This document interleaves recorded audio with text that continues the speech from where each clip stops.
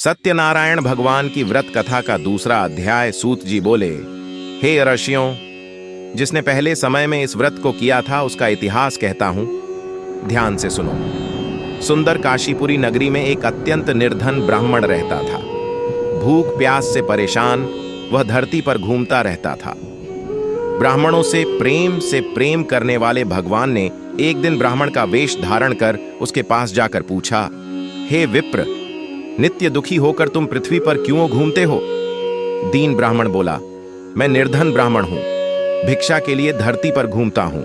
हे भगवान, यदि आप इसका कोई उपाय जानते हो तो बताइए। वृद्ध ब्राह्मण कहता है कि सत्यनारायण भगवान मनोवांछित फल देने वाले हैं, इसलिए तुम उनका पूजन करो। इसे करने से मनुष्य सभी दुखों से मुक्त हो जाता है। वृद्ध ब्राह्मण बनकर आए सत्यनारायण भगवान उस निर्धन ब्राह्मण को व्रत का सारा विधान बताकर अंतर्धान हो गए। ब्राह्मण मन ही मन सोचने लगा कि जिस व्रत को वृद्ध ब्राह्मण करने को कह गया है, मैं उसे जरूर करूंगा। यह निश्चय करने के बाद उसे रात में नींद नहीं आई। वह सवेरे उठकर सत्यनारायण भगवान के व्रत का निश्चय कर भिक्षा के लिए चला गया। उस दिन निर्धन ब्राह्मण को भिक्षा में बहुत धन मिला, जिससे उसने बंधु बांधवों के साथ मिलकर श्री सत्यनारायण भगवान का व्रत संपन्न किया।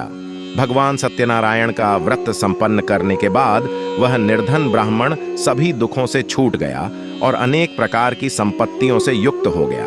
उसी समय से यह ब्राह्मण हर माह इस व्रत को करने लगा।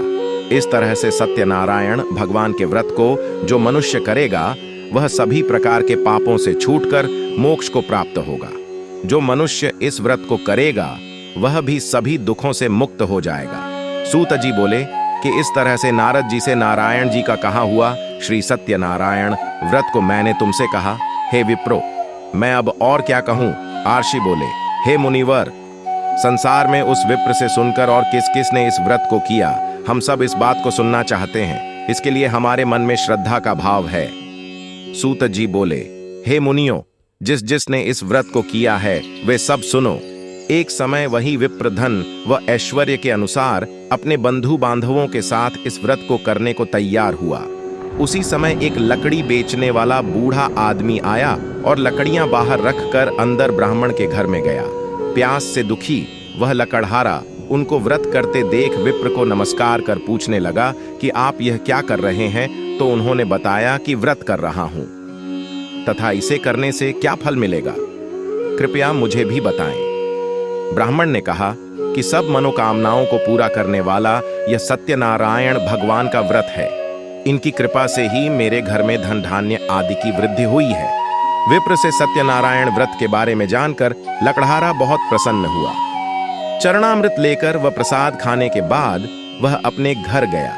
लकड़हारे ने अपने मन में संकल्प किया कि आज लकड़ी बेचने से जो धन मिलेगा उसी से श्री सत्यनारायण भगवान का उत्तम व्रत करूंगा।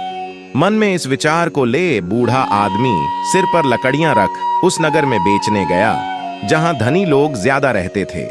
उस नगर में उसे अपनी लकड़ियों का दाम पहले से 4 गुना अधिक मिलता है। बूढ़ा प्रसन्नता के साथ दाम लेकर केले, शक्कर, घी, दूध, दही और गेहूं का आटा ले और सत्यनारायण भगवान के व्रत की अन्य सामग्रियां लेकर अपने घर गया। वहां उसने अपने बंधु बांधवों को बुलाकर विधि विधान से सत्यनारायण भगवान का पूजन और व्रत किया। इस व्रत के प्रभाव से वह बूढ़ा लकड़हारा धन पुत्र आदि से युक्त होकर संसार के समस्त सुख भोग अंतकाल में बैकुंठ धाम चला गया। श्री सत्यनारायण व्रत कथा का दूसरा अध्याय संपूर्ण। बोलिए श्री सत्यनारायण भगवान की जय।